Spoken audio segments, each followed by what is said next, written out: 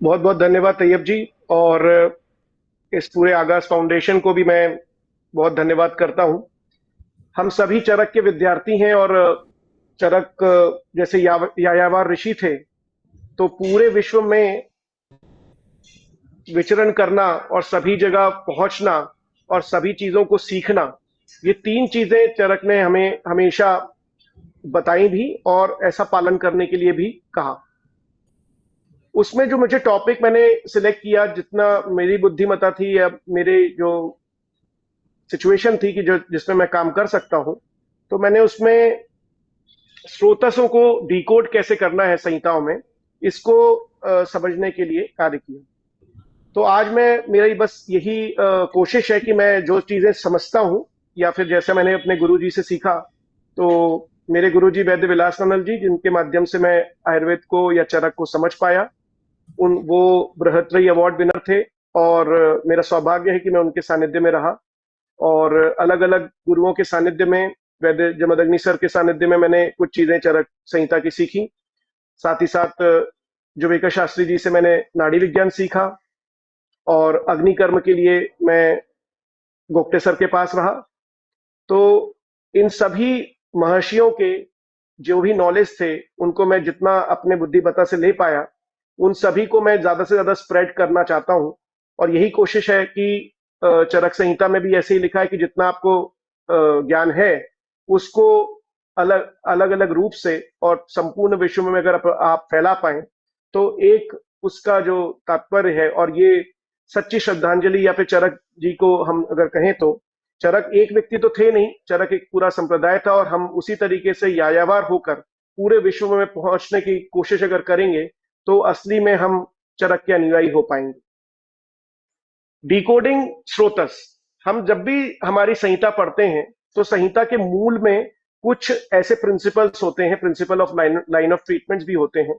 तो उसमें से एक ट्रीटमेंट चरक सूत्र स्थान अध्याय 1 में हेतु, लिंग और औषधि ऐसे त्रिसूत्र के रूप में आता है।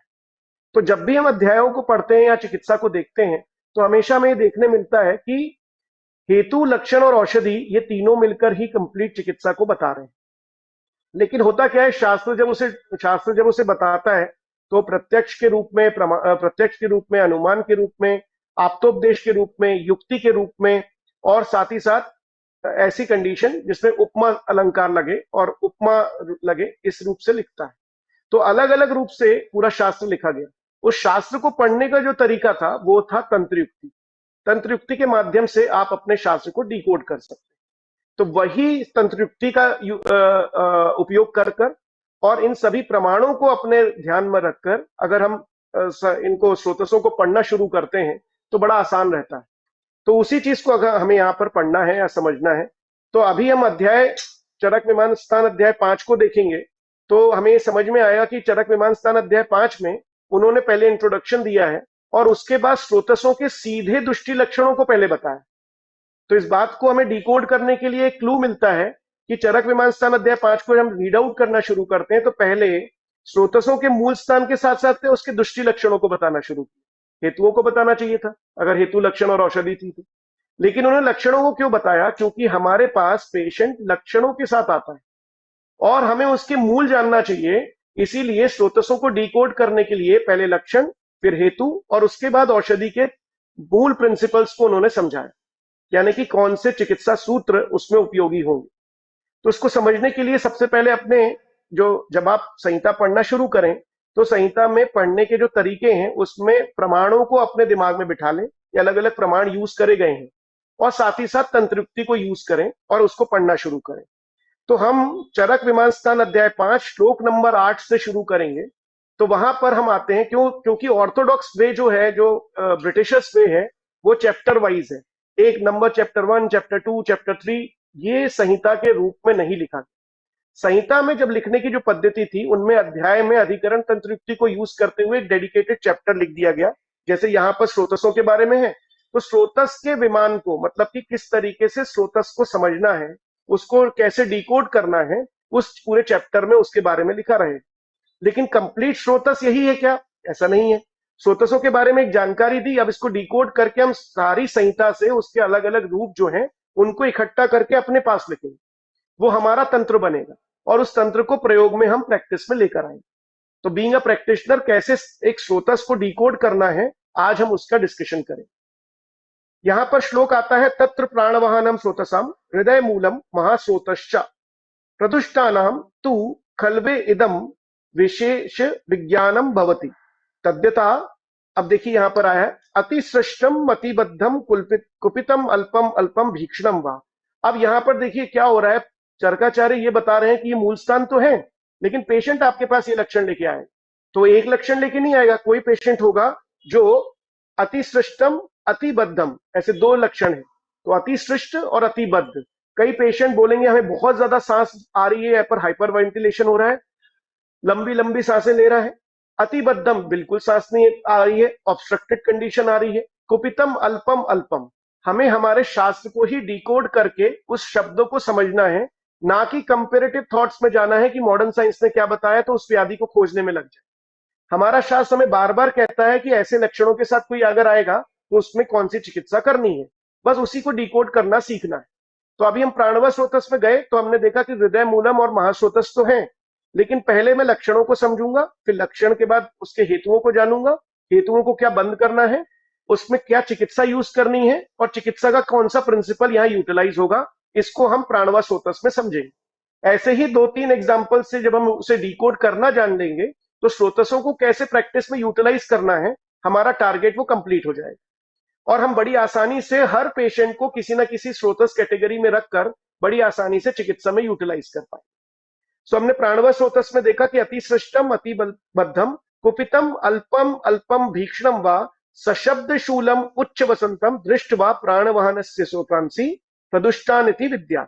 अब इन्होंने क्या किया, डिस्क्रिप्शन ऑफ द लक्षणास, मतलब लक्षणों को डिस्क्राइब करना चालू कर दिया, और उन लक्षणों में सबसे पहले बोला कि अतिसृष्ट होगा, अतिबद्ध होगा, कुपितम अल्पम अल्पम। अब कुछ पेशेंट ऐसे होंगे जिनमें बहुत कम कम सांस आ रही होगी, तो अब नाम तो बहुत सारे हैं, सीओपीडी भी नाम है, हाइपरवेंटिलेशन भी नाम है, ब्रोंकाइटिस भी नाम है, ब्रोंकियल अस्थमा भी नाम है, और ऐसे बहुत सारी सिचुएशन है जो अपर रेस्पिरेटरी और लोअर रेस्पिरेटरी में नाम अलग अलग कर दिए गए हैं। लेकिन हमें समझना है, पहली बात आप समझिए कि आप बार बार किसी नामकरण के पीछे मत जाइए। पेशेंट आपको क्या लक्षण बताता है वही आपका सबसे पहला पिक्चर है, उसके बाद संहिताकार ने भी अध्याय डेडिकेट किए। अब किसको कैसे डेडिकेटेड अध्याय से कैसे कनेक्ट करना है वो अभी हम वो भी समझेंगे। अब हमारे पास आया कुपितम अल्पम अल्पम भीक्षणम व सशब्द शूलम। अब ये सशब्द कई बार आवाजों के साथ आता है, हम बोलते हैं अरे रोंका आ रही, आवाज आ रही, आवाज आ रही, आवाज आ रही है, तो उसकी आवाज अलग अलग तरीके से भी हो सकती है। सशूलम, उसको पेन के साथ में भी सांस लेना हो सकता है, थोड़ी सांस आ रही है लेकिन चेस्ट में बहुत सारा पेन है।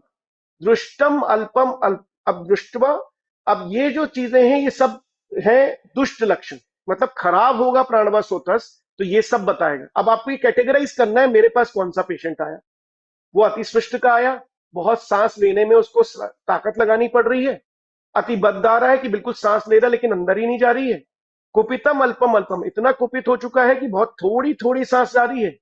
उसके बाद वो बोल रहा है कि सशब्द शूलम, कई बार सशब्द और सशूल श्वास लेने में उसको शूल भी हो रहा है और सांस आवाज भी आ रही है, और या फिर सिर्फ आवाज आ रही है और या फिर सिर्फ शूल हो रहा है। ऐसे लक्षणों के सामने पेशेंट हमारे सामने आ चुका है। अब वो आता है तो हम क्या करते हैं, पहले मॉडर्न साइंस से सोचना चालू करते हैं और वहीं कंफ्यूजन होने लगता है। हमको ये नहीं सोचना है, हमको ये लिख लेना है कि ये लक्षण थे।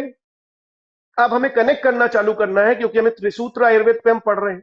चरक सूत्र स्तन अध्याय 1 में त्रिसूत्र को उन्होंने बता दिया और उसका डिस्क्रिप्शन हर अध्याय में किया, अतिदेश तंत्रयुक्ति लगा लगा के हर अध्याय में उसका डिस्क्रिप्शन और उसको एलेबोरेशन किया, बहुत सारा कैसे समझना है और कैसे बढ़ाना है उन चीजों को बताया।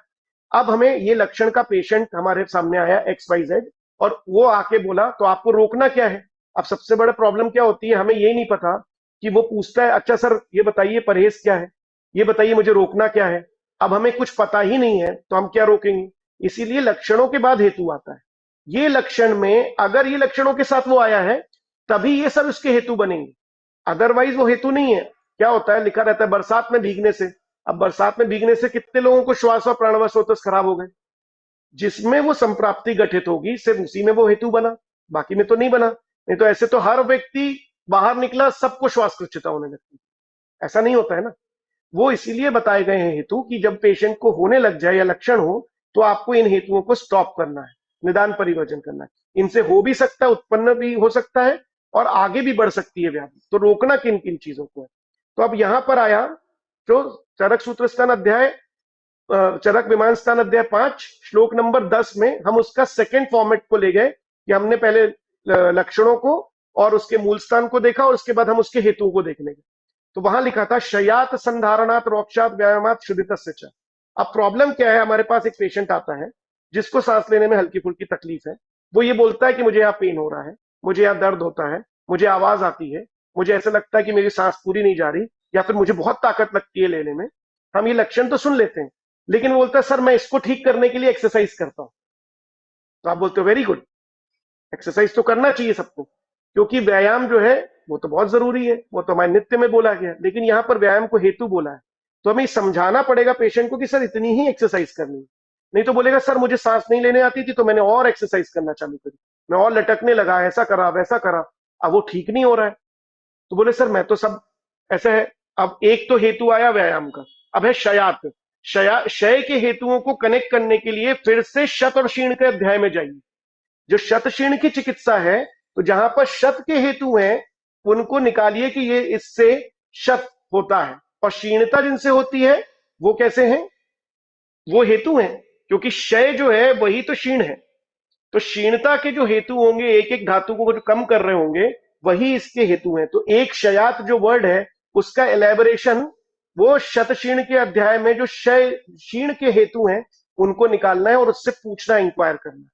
तो क्वेश्चनर कैसे डेवलप होता है, ऐसे डेवलप होता है। हम पूछते क्या सवाल है, आप बोलते बड़े वेद जी क्या पूछते हैं, तो हमें समझ में नहीं आता वो ऐसा क्यों पूछा उन्होंने कि तू उधर रहता है क्या, तू उधर जाता है क्या। तो हमने लगता है यार पता नहीं, वेद जी ने ऐसे पूछा और है कर दी और लिख दिया, हमें समझ में नहीं आया। तो बड़े वेद जी कैसे बने, क्योंकि उन्होंने मर्म को समझा और उस पॉइंट पे गए कि भैया ये जो शय है इसका हेतु ये सेवन करना।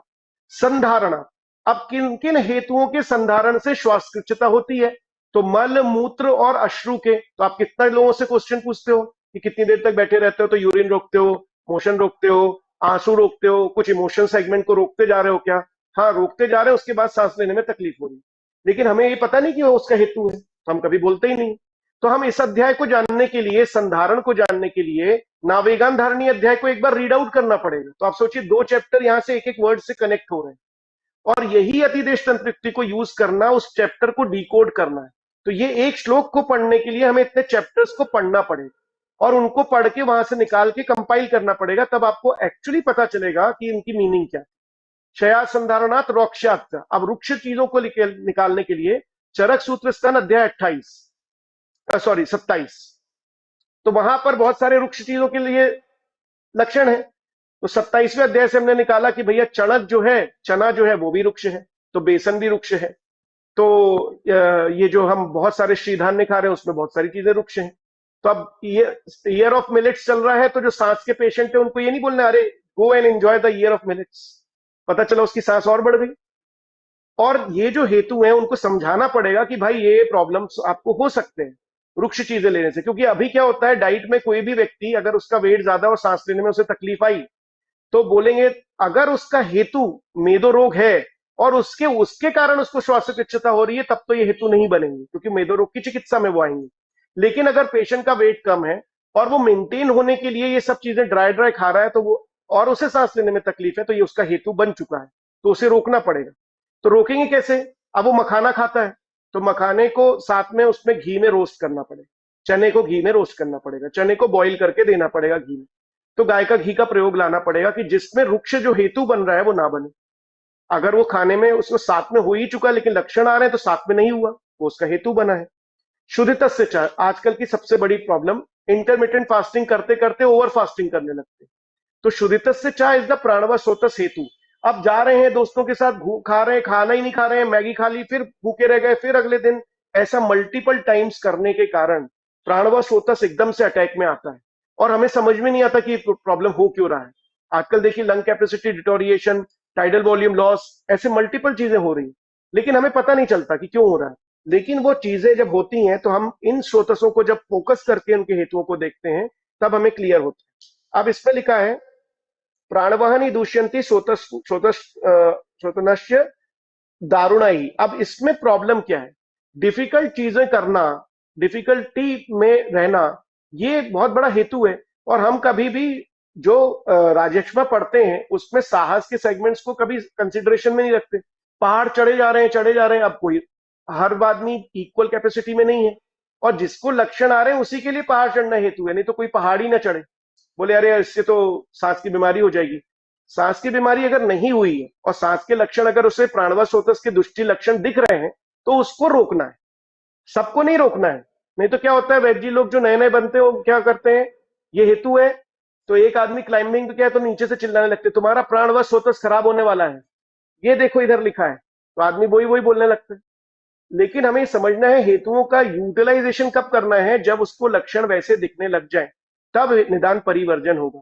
अब हम जाते हैं चिकित्सा में। तो चिकित्सा को समझने के लिए देखिए यहां पर चरक विमान स्थान अध्याय 5 श्लोक नंबर 26, प्राण उदक अन्न वहानाम स्रोतसाम। यहां पर इन्होंने क्या किया है, प्राण उदक और अन्न तीनों के स्रोतसों की चिकित्सा को क्रमशः समझाया। तो प्राण का है दुष्टा नाम श्वासकी क्रिया। अब ये जो वर्ड लिखा है ना, बस श्वासकी क्रिया हम यहीं पर छोड़ देते हैं और भूल जाते हैं।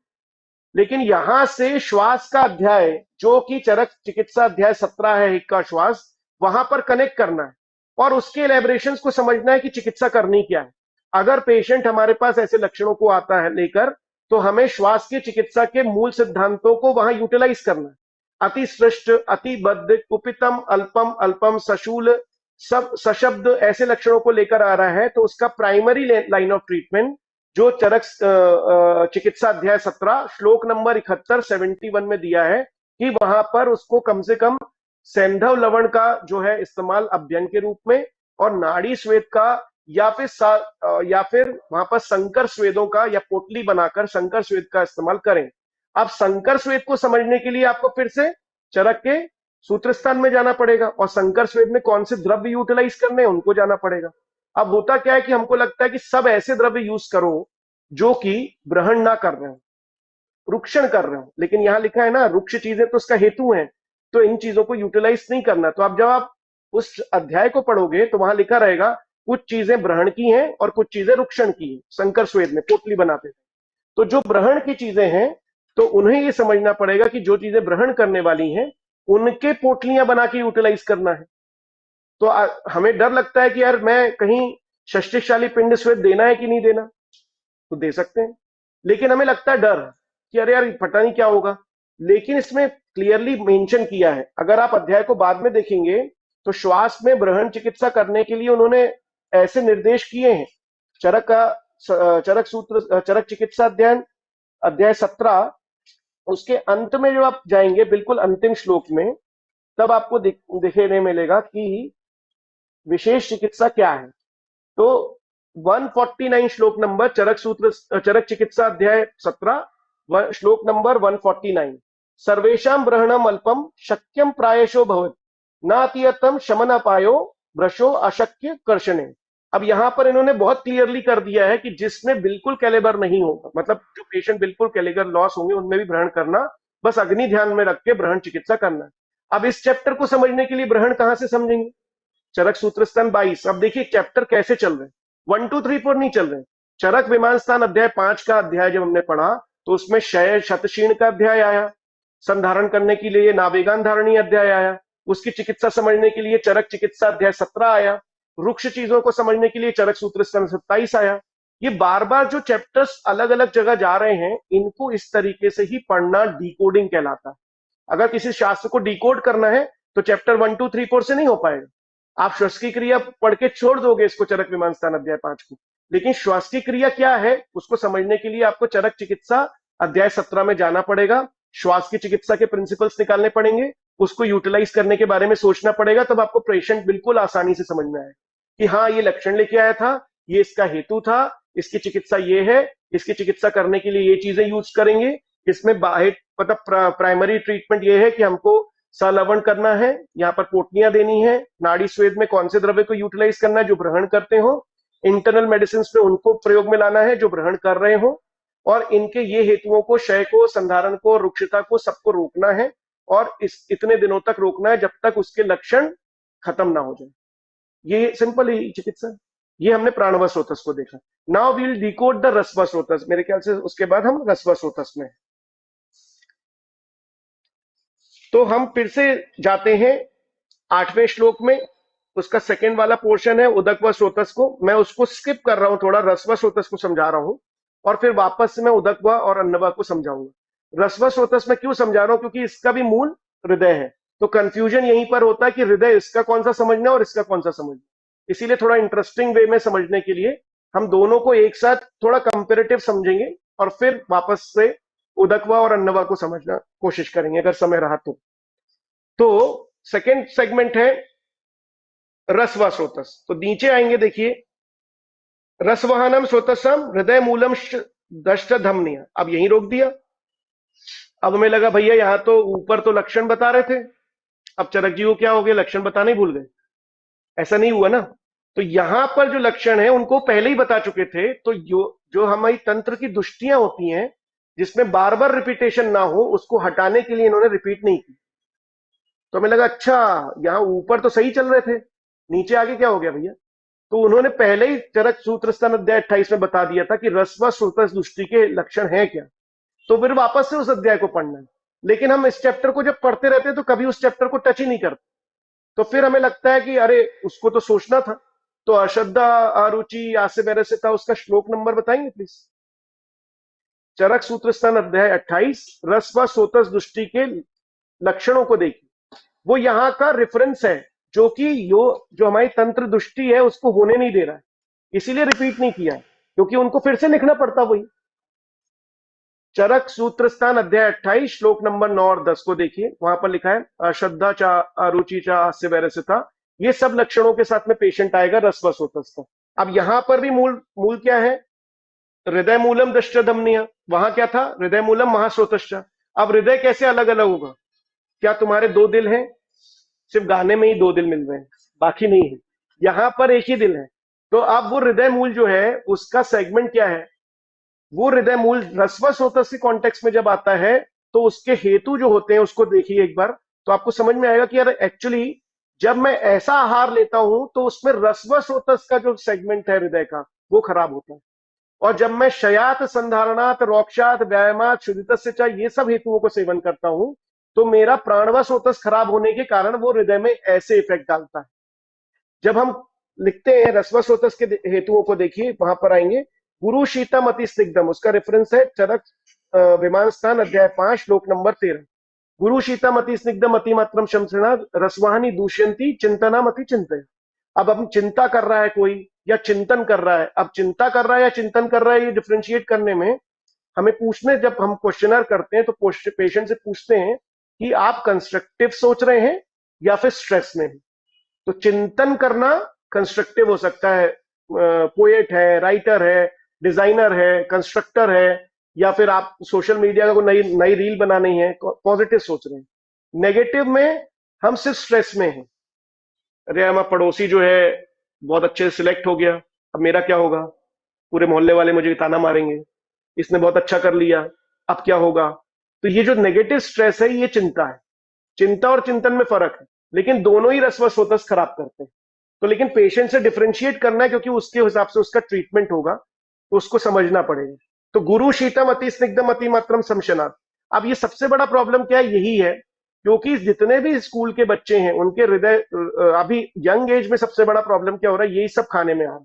गुरु शीत अति स्निग्ध अति मात्रा शमशन, डीप फ्राई चीजें खा रहे हैं, मैदे की चीजें खा रहे हैं, चिकन का इंटेक बहुत ज्यादा है, मटन का इंटेक बहुत ज्यादा है, सबको नॉनवेज एक प्राइड में लग रहा है। ये जो इंटेक एंड बहुत ज्यादा डीप फ्राई चीजों का इंटेक है जिसको टेस्टी टेस्टी समझा जा रहा है, वो सब रस्व स्रोतस खराब कर रहा है।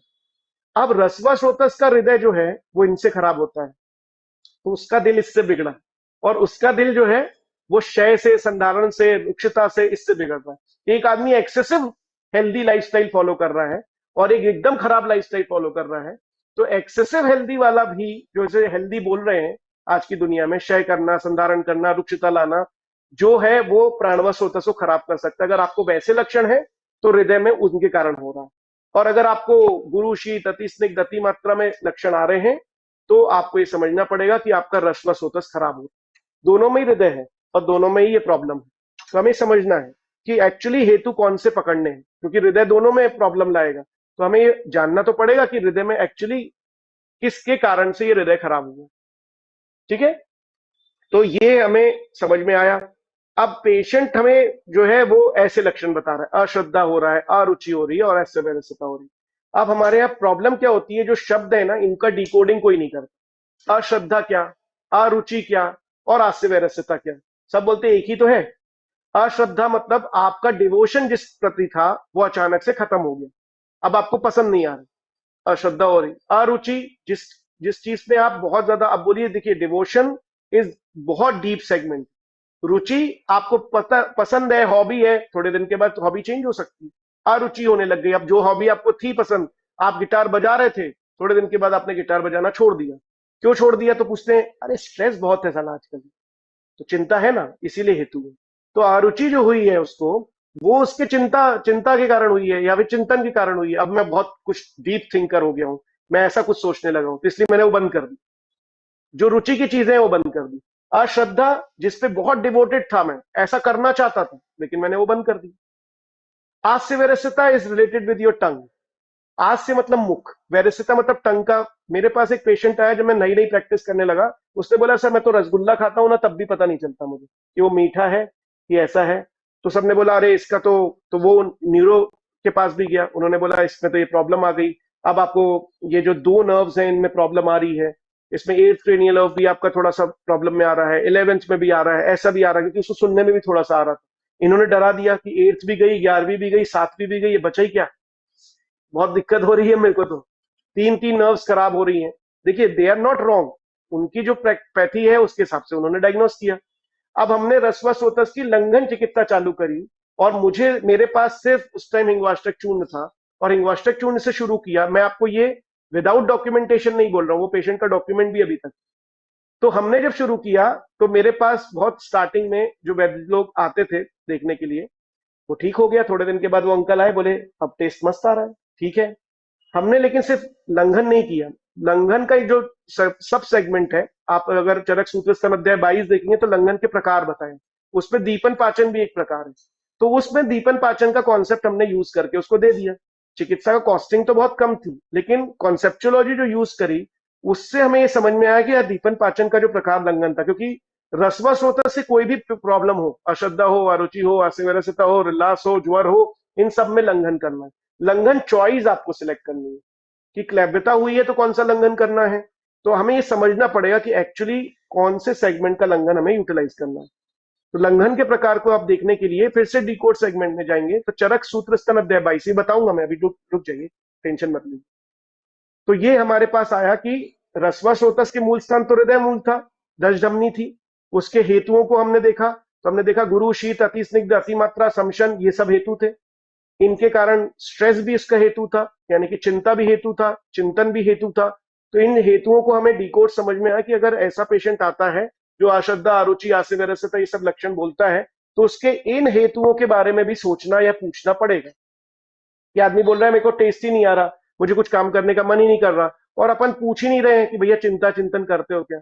आप जैसे ही उससे पूछते बोलता है तुम्हें स्ट्रेस नहीं है क्या। भाई हमें स्ट्रेस है लेकिन हमें बीमारी नहीं है।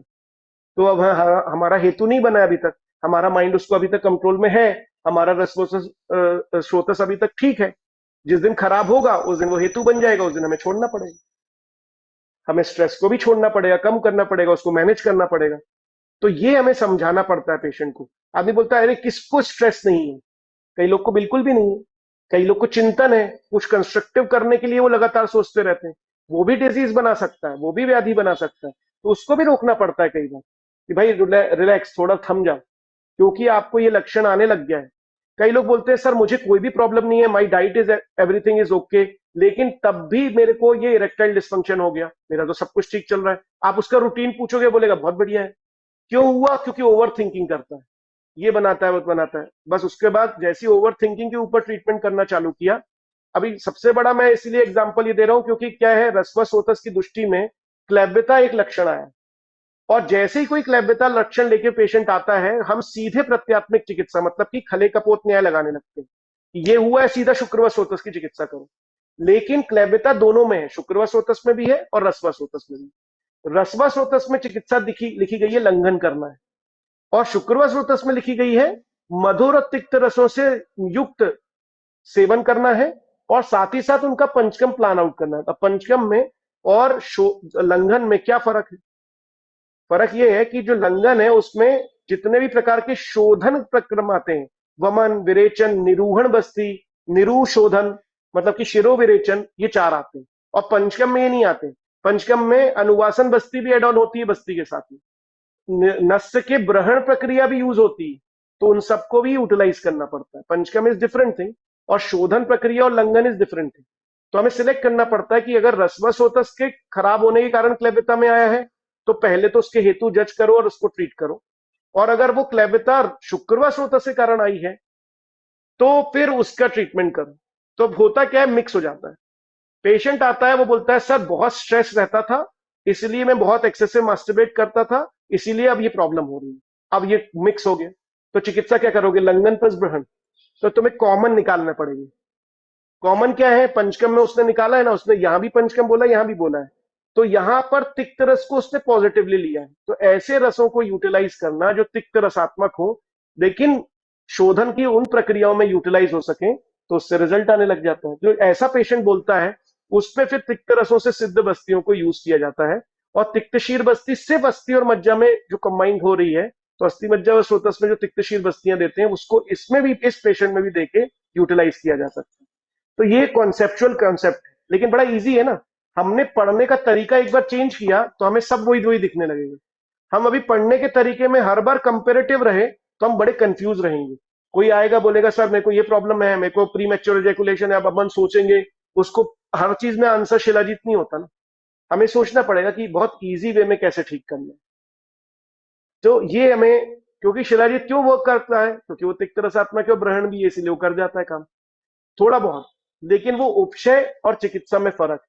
उपशय बहुत सारे प्रकार के हो सकते हैं, 18 प्रकार के हैं। आहार से उपशय मिल सकता है, विहार से उपशय मिल सकता है, औषधि से मिल सकता है, उसके विपरीत होने से मिल सकता है, कई किसी भी चीज से मिल सकता है। उसके विपरीत होने से कैसे? कई लोग बोलते हैं सर मैं स्मोक करता हूं तभी मोशन आते हैं, ना तो वो औषधि है ना तो वो कुछ है, लेकिन वो उपशय का एक प्रकार है। तो उपशय की जब परिभाषा दी गई है तो वो बोली गई है सुखानुबंध। जो भी चीजें सुखानुबंध हैं, तुम्हें सुख दे रही हैं, वो हित नहीं दे रही हैं, तो फिर ये समझना पड़ता है और ये समझाना पड़ता है पेशेंट को। नहीं तो पेशेंट बोलेगा अरे सर मेरे स्मोकिंग बस मत रोकना सुबह की, बाकी सब ठीक है। तो ये क्या हम फिर उसे समझा ही नहीं पाएंगे? लेकिन सर मुझे सांस लेने में तकलीफ भी आती है। तो शयाद संधारनाथ रोक्षात का एक साथ कॉम्बिनेशन है, और उसके साथ में वो स्मोक करके बताना चाहता है कि सर अगर मैंने स्मोकिंग बंद कर दी मेरे तो मोशन ही बंद हो जाएंगे। लेकिन आपके पास बहुत दूसरे ऑप्शन है जिसके थ्रू आप उसके मोशन क्रिएट कर सकते हो, नॉर्मल कर सकते हो, उसको अनुलोमन दे सकते हो।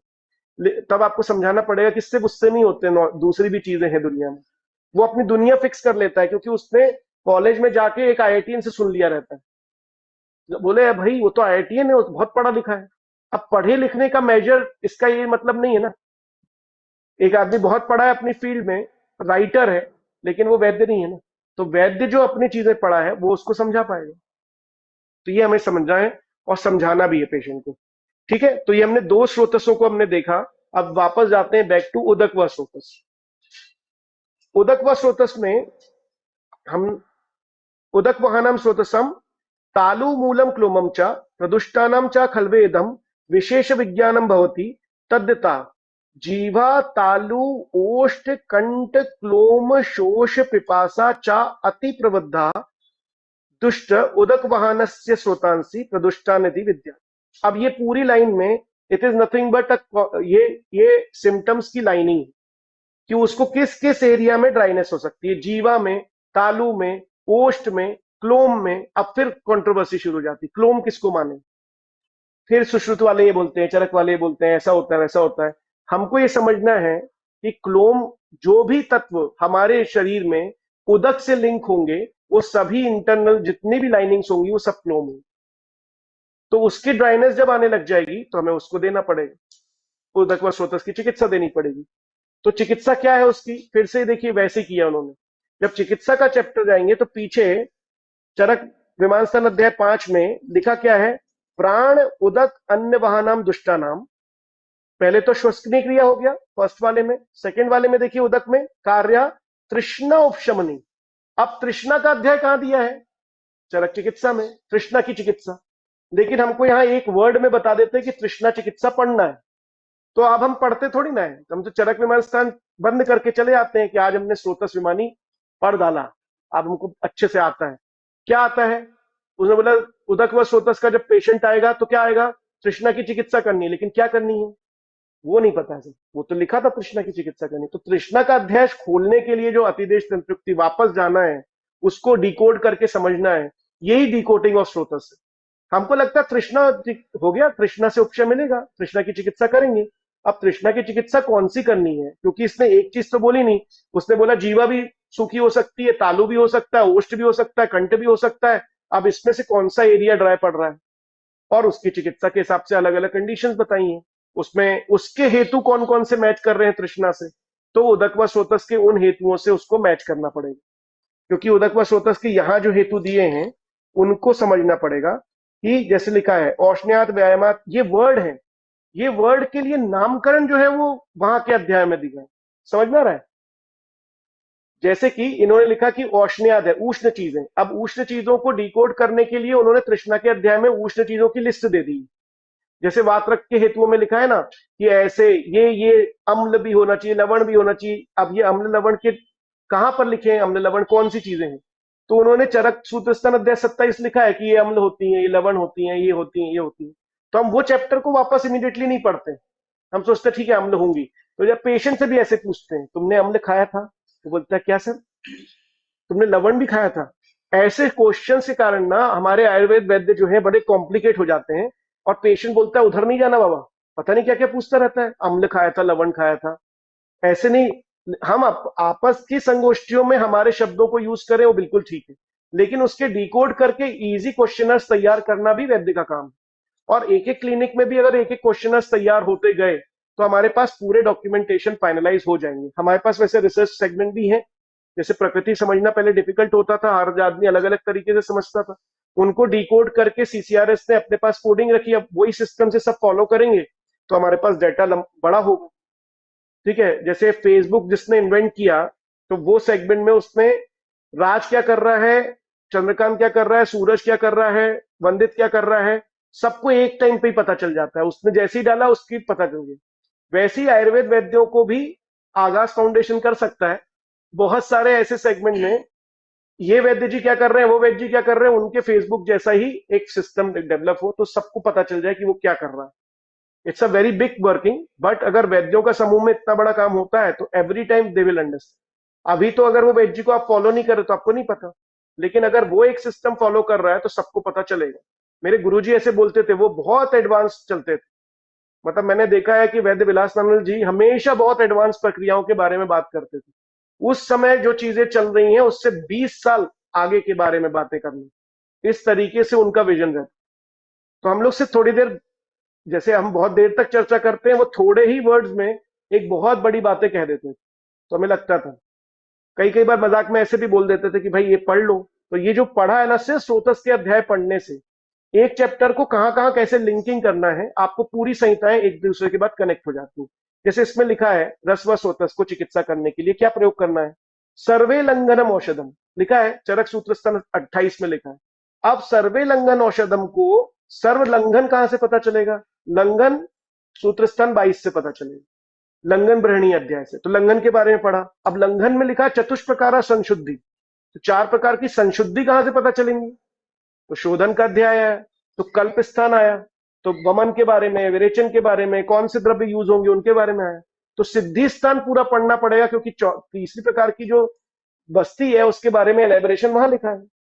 तो आप सोचिए कि सिर्फ एक वर्ड है चतुष्प्रकारा संशुद्धि, जो लंघन ब्रहणी अध्याय में लिखा है कि 4 प्रकार के जो संशोधन प्रक्रियाएं हैं उनको समझना है। अब इनको डिकोड करने के लिए, चैनलाइज करने के लिए पूरी संहिता आपको आगे पीछे पढ़नी पड़ेगी, तब आपको जाके पता चलेगा कि वमन एक्चुअली क्या है। तो फिर आप सिद्धि स्थान में पढ़ोगे कि वमन के लिए योग्य कौन से हैं, अयोग्य कौन से हैं।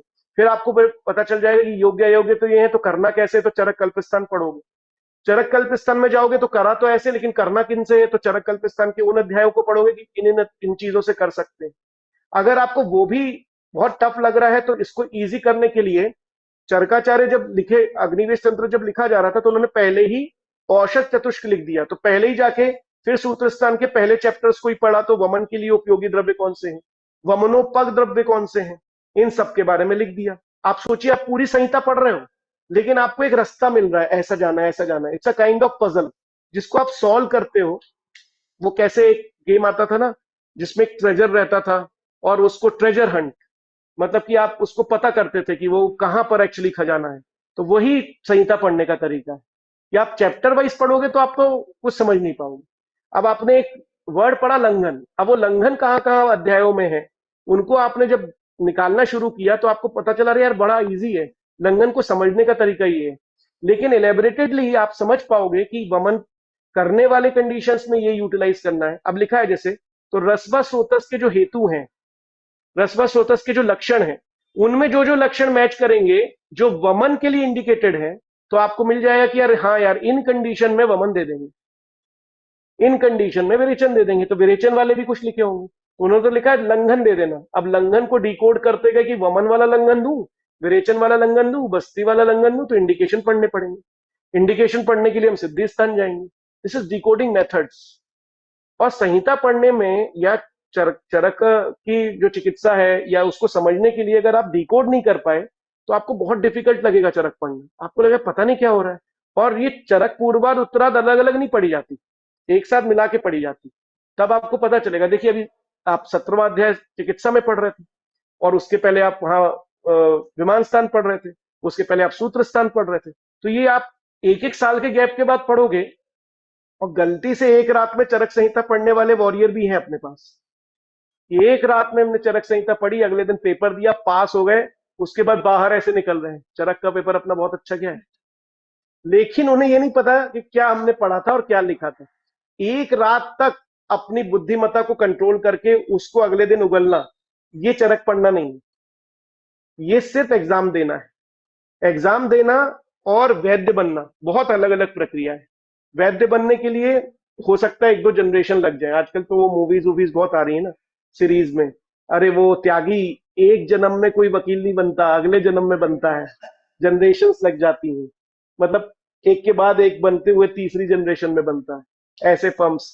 ऐसे भी कोई एक सीरीज है ना, मैंने एक दो डायलॉग सुने हैं उसके। थिंग इज दिस कि हमें ये समझना पड़ेगा कि भाई जो डिफिकल्ट टास्क हैं, वैद्य बनना आप एकदम से नहीं बन जाओगे। कल से मैंने बोल दिया कि मैं यहाँ पर इस क्षेत्र का सबसे बड़ा वैद्य हूँ, मैं आप लोग का प्राण भिसर वैद्य हूँ, ऐसे नहीं हो पाता। हम लोग काम कर रहे हैं, हम लोग वर्क कर रहे हैं, हम लोग सब सीख रहे हैं, हम लोग चरक के स्टूडेंट हैं। और वो स्टूडेंट जनरेशन टू जनरेशन चलते रहेंगे। और वो जनरेशन चलना इसलिए जरूरी है क्योंकि वो यायावर प्रक्रिया है, कंटिन्यूस प्रोसेस है। हमारे पास वो फोटो है, वहां पर आप लोग को दिखेगी इसमें, वो नीचे हैं, वो मूव कर रहे हैं और वो चलते ही जाएंगे। नेक्स्ट जनरेशन टू जनरेशन ये नॉलेज ट्रांसफर होता जाएगा। और वो नॉलेज ट्रांसफर होना ही साइंस ऑफ लाइफ है, यानी कि आयुर्वेद है। आयुर्वेद का जो वर्ड है वो यही है, उसकी जो व्याख्या है वो यही है।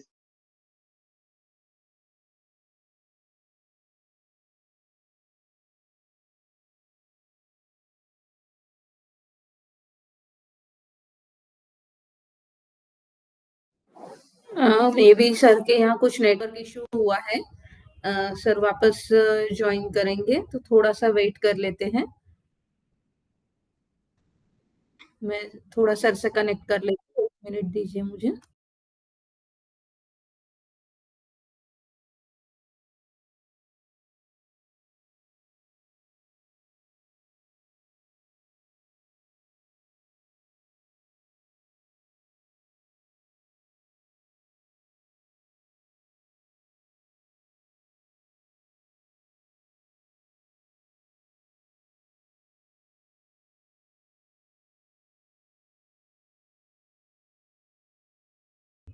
सर कनेक्ट कर रहे हैं। सर्टिफिकेट का मैं आपको क्लियर कर दूं।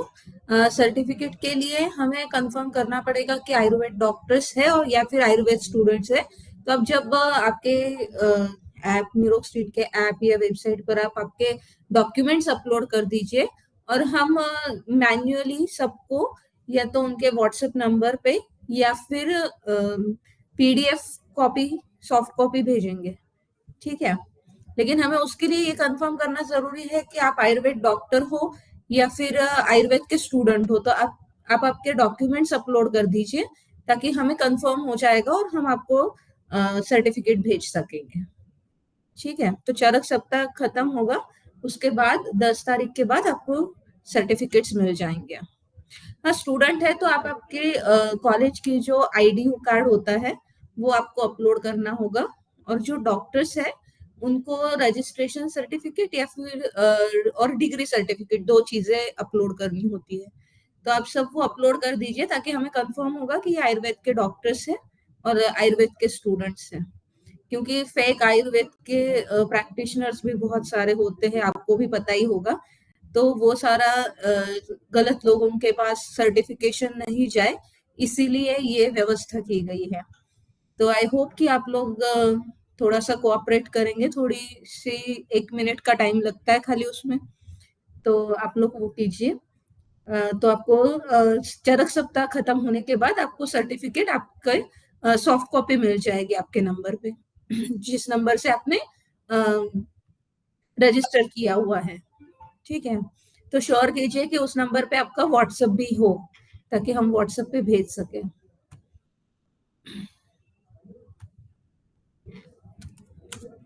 सर का थोड़ा कनेक्शन का इशू हो रहा है, मे बी नेटवर्क का इशू हुआ है, इसीलिए सडनली सर लेफ्ट हो गए हैं। तो सर ज्वाइन कर रहे हैं, तो थोड़ा सा वेट करते हैं पेशेंटली। धैर्य का फल हमेशा मीठा होता है। हाँ मनिका, आप सेकेंड ईयर स्टूडेंट हो तो आपका कॉलेज का आईडी कार्ड चलेगा।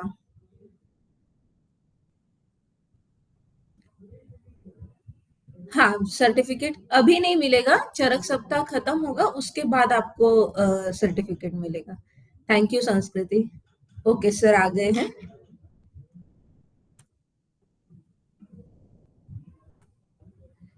सर ऑडियो म्यूट है आपका।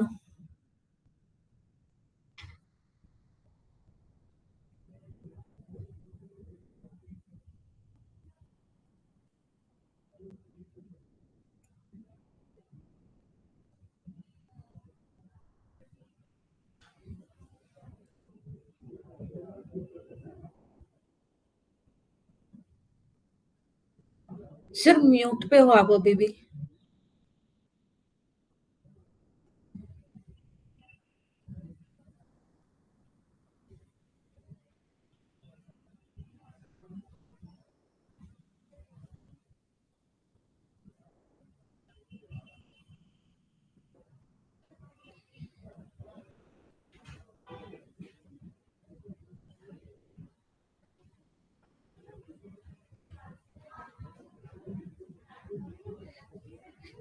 सर आपने अनम्यूट नहीं किया है अभी भी।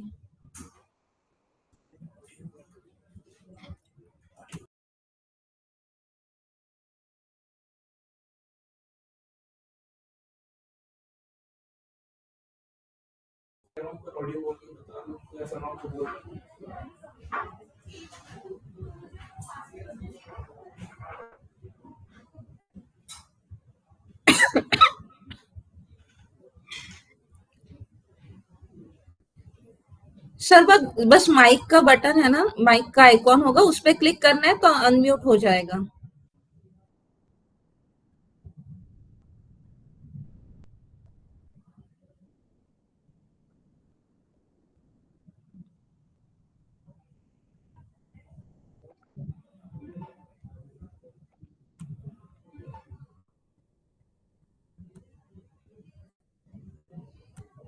ओके।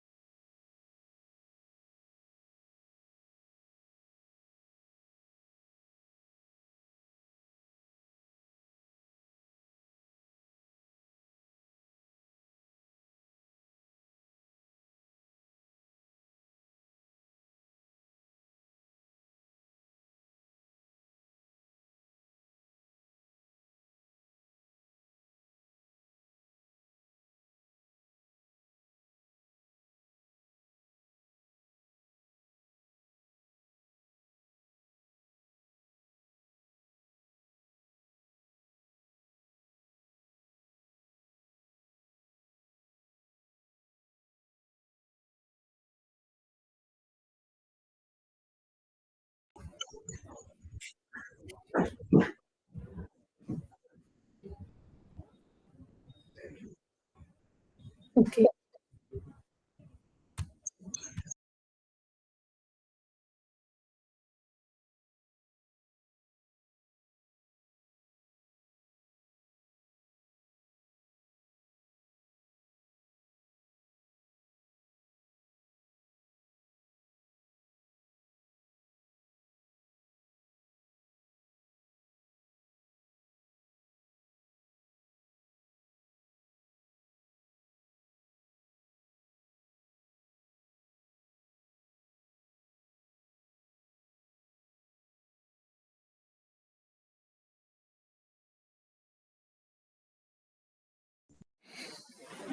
धन्यवाद दोस्तों, आई होप कि ये सेशन आपके लिए बहुत अच्छा रहेगा। कल फिर मिलते हैं वैद्य तपन सर के साथ शाम को 8 बजे, 8 से 9 होगा। और जैसे मैंने पहले बताया था कि आप लोग आपके जो डॉक्यूमेंट्स है वो प्रोफाइल में जाके अपलोड कर सकते हैं। आप एक बार डॉक्यूमेंट्स अपलोड कर देंगे, फिर 10 तारीख के बाद आपको सर्टिफिकेट मिल जाएगा। ओके, थैंक यू, कल फिर मिलते हैं।